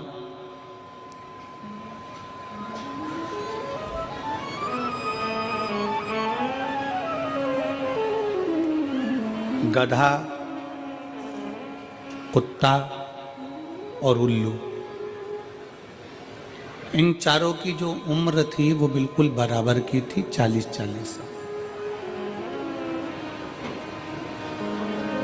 मनुष्य भी 40 वर्ष का, गधा भी 40 वर्ष का, कुत्ता भी 40 वर्ष का और उल्लू भी 40 वर्ष का। सब 40 साल के थे, सबकी उम्र 40 वर्ष की थी और सब 40-40 वर्ष में रह रहे थे।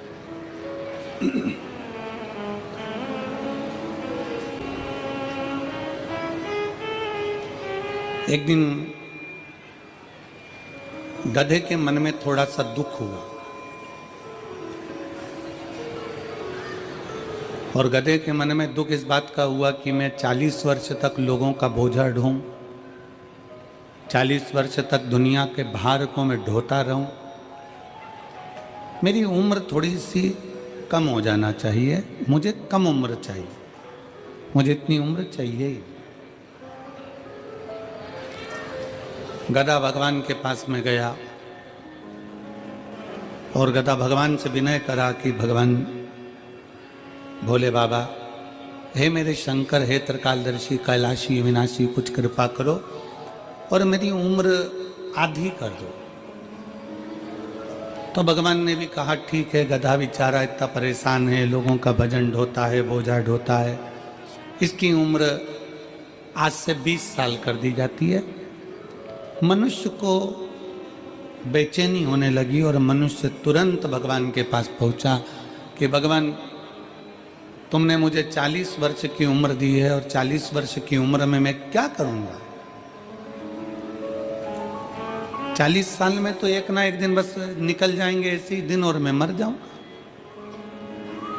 मैंने इतना सारा कमाया, इतना सारा मैंने बनाया, इसका भोग कब करूंगा? भगवान ने पूछा तो तुझे क्या चाहिए? मनुष्य ने कहा कि जो गधे के 20 साल तुम्हारे पास में बचे हैं उसके आधे हो गए और 20 वर्ष जो गधे के बचे हैं वो मुझे दे दो। भगवान ने कहा गधे की उम्र लेकर तू क्या करेगा? नहीं, मुझे तो चलेगी, तुम तो दे दो। 40 साल का मनुष्य था, 20 साल भगवान ने गधे के दे दिए। कितने साल का मनुष्य हो गया? 60 साल। थोड़ी देर बाद कुत्ता आया और कुत्ते ने भगवान भोलेनाथ जी से कहा, बाबा मेरी 40 साल की उम्र, दरवाजे पर भोंकता रहूं, झूठन चाटता रहूं, चिल्लाता रहूं, दुम हिलाता रहूं, दरवाजे के बाहर पड़ा रहूं, मेरी उम्र कम कर दो। भगवान ने कहा कितनी कम कर दूं? बस आधी कर दो। भगवान ने उसकी उम्र 20 साल कर दी। कुत्ता 20 साल का हो गया। मनुष्य फिर आ गया, बाबा 60 में मेरा क्या होगा? भगवान ने कहा तो फिर क्या करूं? जो कुत्ते की बची है वो भी मुझे दे दो। ठीक है, ले जा। 20 साल कुत्ते की भी मनुष्य को दे दी। मनुष्य कितने का हो गया? जम के बोलो, जम के जरा, 80 का। थोड़ी देर बाद उल्लू आ गया। उल्लू ने भगवान से कहा, बाबा मैं 40 साल का और मेरी जिंदगी पेड़ों पर टंगे टंगे रात भर जगते जगते निकल जाए, ऐसी उम्र का मैं क्या करूंगा? मुझे सोने को ही नहीं मिले, रात रात भर जगता रहूं, चौकीदारी करता रहूं, ऐसी उम्र का मैं क्या करूंगा? मेरी उम्र आधी कर दो। भगवान ने कहा ठीक है उल्लू, आज से तू 20 साल का। थोड़ी देर बाद मनुष्य फिर आ गया और उसने भगवान से कहा हर हर महादेव। भगवान 80 में मेरा क्या होगा? भगवान ने कहा उल्लू की बची है तो क्या चलेगी, ले जा। कितने का हो गया? 100 का। मनुष्य की असली उम्र कितनी है? 40। 40 साल वो जितना एंजॉय करता है, 40 साल में वो जितना विद्याध्ययन करता है, 40 साल में वो जितना अच्छा दिखता है, 40 साल में जो वो उन्नति की सीढ़ी पर चढ़ता है, 40 साल में जो खाता है वो पच जाता है, 40 साल में कैसे भी वस्त्र धारण कर ले तो भी सुंदर नजर आता है, 40 साल की मनुष्य की जो उम्र है वो श्रेष्ठ उम्र। और 40 के बाद किसकी लगी है? जम के बोलो, गधे के। जैसे ही 40 से 60 की उम्र में आता है और गधे की उम्र जो चालू होती है तो बच्चे का विवाह करना है, बेटी की शादी करना है, मायरा बनने जाना है, कंधे पर बोझ बोझ बोझ बोझ बनता चले जाता है। मकान बनाना, दुकान बनाना, फैक्ट्री खोलना, बच्चों को लायक बनाना, ये बोझ उसके कंधे पर चालू हो जाता है। क्योंकि उम्र किसकी है? गधे। तो गधे जैसा उसको बोझा ढोना पड़ा। अब 60 तक तो उसने बोझा ढोया, 60 के बाद में फिर उम्र किसकी लग गई? कुत्ता की। 80 की उम्र में आया, 60 से 80 की उम्र में जैसे ही आता है और कुत्ते की जब उम्र लगती है तो अपना कमरा छोड़कर उसको हॉल में पलंग डालकर रहना पड़ता है। घर के लोग भी कह देते हैं ये कमरा मैं बच्चों को दूंगा, मम्मी तुम्हारे पोता पोती का कमरा है, ये वाला कमरा इनका है, वो कमरा उनका है, तुम हॉल में रह जाना। 80 की उम्र आती है तो बाहर दरवाजे के पास में खटिया डल जाती है, पलंग डल जाता है, कुर्सी डल जाती है। 80 की उम्र और वहीं बैठे बैठे पूरी चौकीदारी होती है। जैसे कुत्ता दरवाजे पर रहता है वैसे 80 की उम्र में अपने को रहना पड़ता है। 80 की। और 80 की उम्र जैसी पूरी होती है फिर किसकी उम्र लग जाती है? उल्लू की।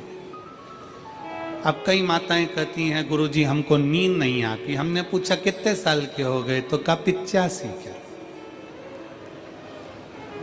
कोई भाई करे कि गुरुजी हमको नींद नहीं आती। हमने पूछा कितने के हो गए? 83 के।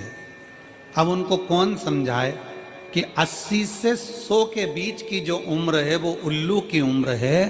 तुम कितनी भी नींद की गोली खा लो, रात को 2 बजे से लेकर 5 बजे के बीच में तुम्हारी नींद खुलेगी जरूर, क्योंकि तुम्हें उल्लू की उम्र लगी है। उल्लू की उम्र लगी है तो वो खुलना ही है।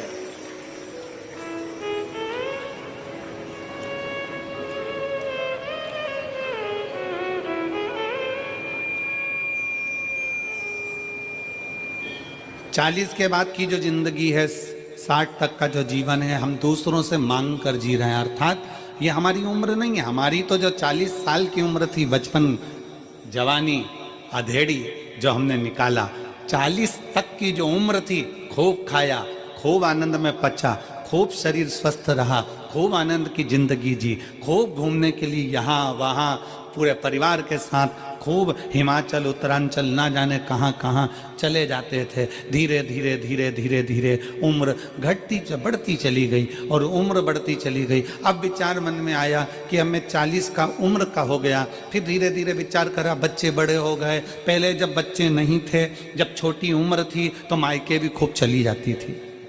मेरी दीदियाँ आए दिन मायके जाती थी। अब बच्चे घर में जन्म ले लिए, बच्चे बड़े होने लगे तो बेटियों ने मायके जाना छोड़ दिया, क्योंकि इनकी पढ़ाई में लग गई, बोझा सिर पर आ गया। उनका एजुकेशन कराना जरूरी है।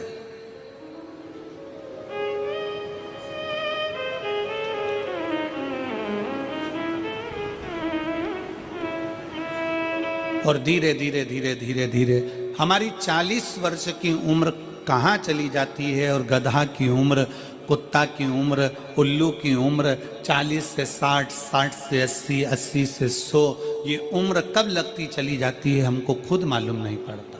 मालूम कब पड़ता है? जब वजन आता है, मस्तक पर बोझ आता है, जब एकदम घर की छोटी छोटी बहुएं, छोटी छोटी बेटियां जिनके अभी बच्चे भी नहीं हुए ना, जब तक तो वो जिंदगी अच्छी जी रही हैं, जैसे ही बच्चे जन्म ले लेते हैं और बोझा उसके ऊपर जब पड़ने लगता है 40 तक की उम्र के अंदर, जब उसके ऊपर भार बढ़ने लगता है तो फिर उसको चिड़चिड़ होने लगती है, बहुत अंदर से खचोटने लगता है।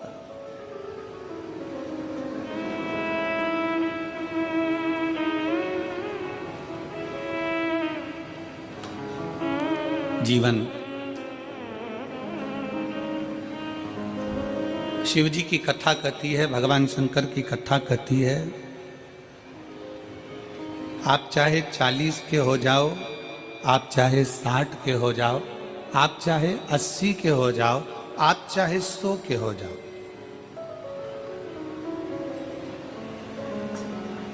आप चाहे 40 के हो जाओ, चाहे 60 के हो जाए, चाहे आप 100 के हो जाओ, पर एक चीज याद रखना, अपने घर के अंदर, अपने बंगले के अंदर वस्तु बढ़ाओ चाहे ना बढ़ाओ, पर अपने बंगले और अपने घर के अंदर अपना व्यवहार जरूर बढ़ाना। सोफा कम है ना, चलेगा, बर्तन कम है ना, चलेंगे, अलमारी में साड़ी कम है ना, चलेगी, जेवर कम है ना, चलेगा, चप्पल जूते कम है ना, चलेंगे, पलंग कम है, चलेगा, गादी तकिया कम है, चलेगा, बहुत सारा दिखावे का सामान नहीं है, चलेगा, घर में वस्तु कम होगी ना, चल जाएगा, पर घर में एक दूसरे के प्रति व्यवहार कम मत होने देना। अगर व्यवहार कम हो गया तो वो वस्तु किसी काम की। हमारा अपना व्यवहार क्या?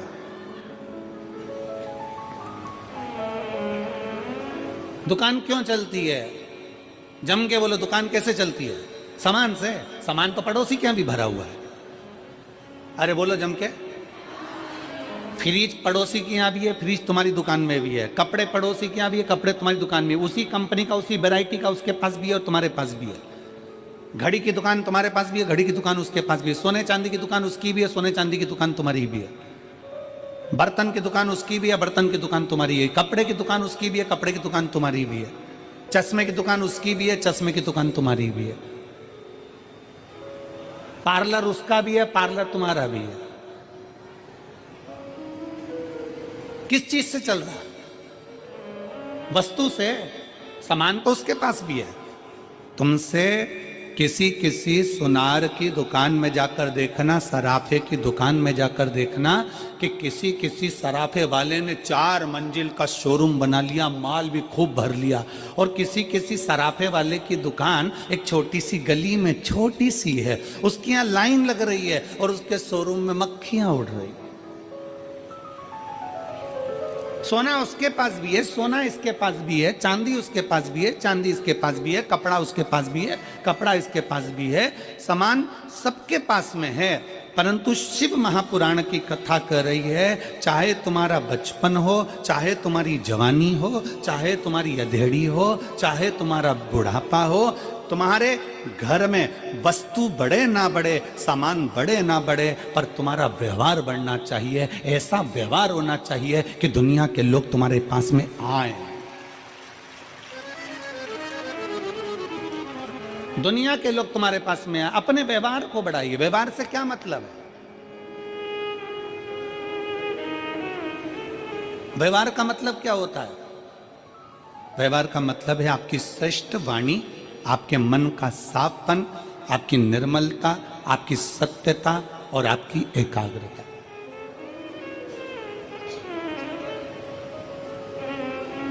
वस्तु बढ़ाने से घर में सुख नहीं है कि हम वर्णन करें।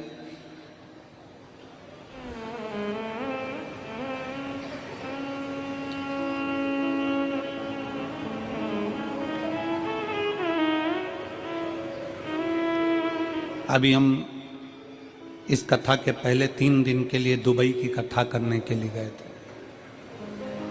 एक बुजुर्ग माता की वो कथा थी, और दुबई की जो कथा थी एक बुजुर्ग माता की कथा थी, और वो कथा श्री शिव महापुराण समिति दुबई ने कराई, जिसमें 8 से 9 यजमान बने।